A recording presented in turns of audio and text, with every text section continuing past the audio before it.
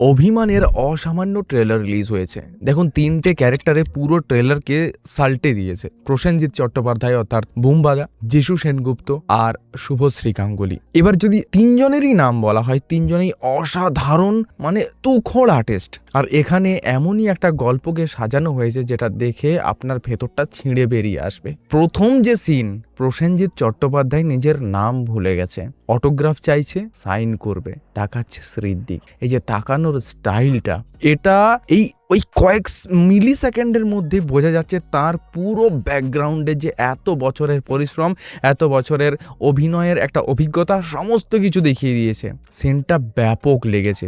যারা এই সিনটাকে চুজ করেছে ট্রেলারে রাখার জন্য, অসাধারণ করেছে তারা। শ্রী জানিয়ে দিচ্ছে তার নাম আকাশ চ্যাটার্জি। সে নামটা খুব কাঁপা কাঁপা হাতে সই করছে। কে করাচ্ছে? যিশু সেনগুপ্ত। ট্রেলারে এটা তো বোঝা গেল স্পষ্টভাবে যে যিশু সেনগুপ্ত হচ্ছে প্রসেনজিতেরই ছেলে, যে জানতে চাইছে যে তার বাবা কেন তাদেরকে হয় একা ছেড়ে দিয়েছে, এবং সমস্ত কিছু তার নিজের জীবনে যে এত ওপরে সে উঠে গেছিল আকাশ চ্যাটার্জি, সমস্ত কিছু ছেড়ে দিয়ে এখন একটা অজপাড়াগাতে কেন থাকে, একটা মেয়ের সাথে, শুভশ্রী, যার নাম এখানে শ্রী রাখা হয়েছে, তার সাথে কেন এখানে পড়ে আছে।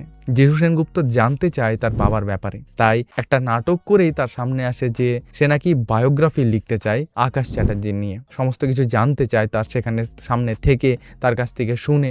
আর এই একে একে গল্প বলতে বলতে বলতে বলতে আকাশ চ্যাটার্জি নিজের পুরনো পাস্ট ভেবে ওঠে, সে সমস্ত কিছু জানতে পারে এবং ভেতরটা কেঁপে ওঠে। এবং যিশু সেনগুপ্ত এখান থেকে জানতে পারবে যে তার পরিবারের সাথে, অর্থাৎ স্ত্রীর সাথে কি এমন হয়েছিল, সেটা সমস্ত কিছু এখানে পরিষ্কার হবে। এবারে এই ঘটনা ঘটতে ঘটতে যিশু সেনগুপ্তর সাথে শুভশ্রীর বন্ধুত্ব বেশ ভালো দেখা যায়। সেই বন্ধুত্ব ভালোবাসাতেও পরিণত হচ্ছে বলে মনে হয়। ওদিকে যিশুর হয়তো কোনো ওয়াইফ বা গার্লফ্রেন্ড রয়েছে, সেও ডাউট করে।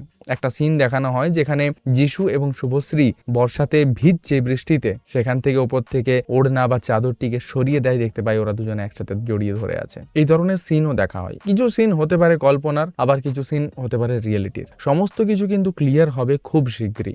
এই সিনেমাটি প্রডিউস করছে যিশু সেনগুপ্ত এবং সৌরভ দাসের প্রোডাকশন হাউস ওয়াইসো সিরিয়াস ফিল্মস থেকে।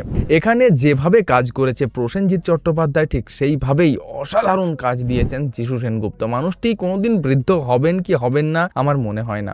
আমার তাকে মনে হয় তিনি ওয়েস্ট বেঙ্গলের এভারগ্রিন মানুষ। তিনি চিরজীবন এইভাবেই থেকে যাবেন, তার লুক এইটাই থেকে যাবে, আর এটা তার বেস্ট লুক। সিনেমা ট্রেলারটি অবশ্যই ভালো লেগেছে। অপেক্ষা করব এই সিনেমাটি দেখার, কারণ এখানে ন্যাকামো দেখতে হবে না আশা করছি। আপনারা কতটা এক্সাইটেড কমেন্টে নিশ্চয়ই জানাবেন। সিনেমাটি রিলিজ হচ্ছে 19শে জুন, তাই বেশি দিন আর নেই, হাতে গোনা কয়েকটি দিন রয়েছে। টিকিট কাটুন সামনের সিনেমা হলে, সামনের থিয়েটারে, মাল্টিপ্লেক্সে, এবং চলে যান সিনেমাটি দেখতে।